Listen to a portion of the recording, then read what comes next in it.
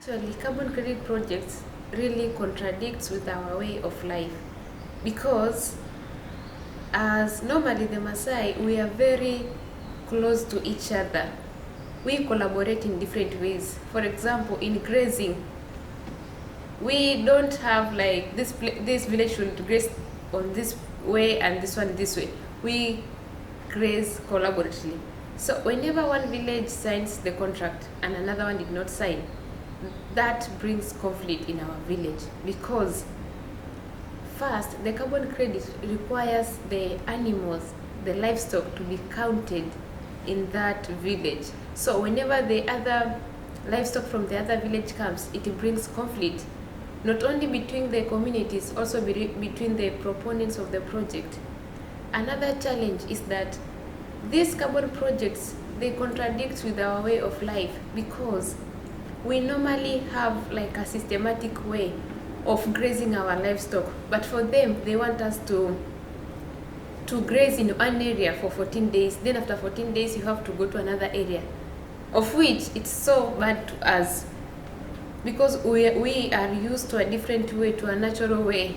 The way that these projects come into our people, the question has been, it is lacking free, prior and informed consent.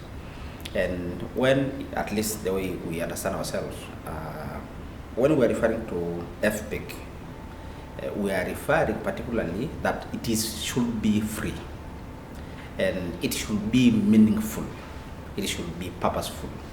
It ultimately ends with a consent, which is free. And so, because we are dealing with a large community, it must be the people as a whole who have to participate. Participation is very important, and that participation must be verifiable. That at least in the time that we come in question, there must be some means of verification of the attendance, of the opinion, must be capable of changing the proposal. You cannot have FPIC if everything remains the same.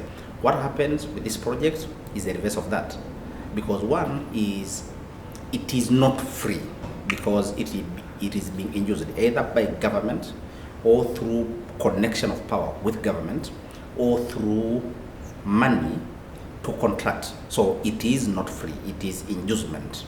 But second, participation is lacking. For example, in part of the participation of the contract that we have seen, 100 people, sometimes 55 people attended. In a village having adult people, around 4,000 adult people, these people ought to have participated and have a say and be capable of making a decision for that. Particularly in the context of Tanzania, women, you go to the national census, women are the majority in the population. They are always almost 51% of the population. But in the participation, they are the people who are being left behind. But ultimately, who will be easily affected? Who is collecting firewood, for example? Who need to get the water for the kids, to cook for the children? It's the women who do not have a say into what happened in the land. It's the people who never literally participate in the larger decision making, so they are not going to benefit in any way. Free consent is, the people should also be capable. That should also mean they should be able to say no afterward. So it cannot be FPIC if there is no room to ignore, or if there is no room, even if you are sentenced, to later on and retract your consent. Should be capable of being taken away. This is not the case in the project that we are discussing. Our demands, as the Maasai from the northern part of Tanzania, is that the global north should not and should stop funding all these projects that violate human rights, particularly Maasai rights. And if they have to finance any project whatsoever, they should follow the free, prior and informed consent as stipulated in the United Nations Declaration of the Right of Indigenous People. Also, we urge them that they should follow the bottom-up approach in implementing all their projects.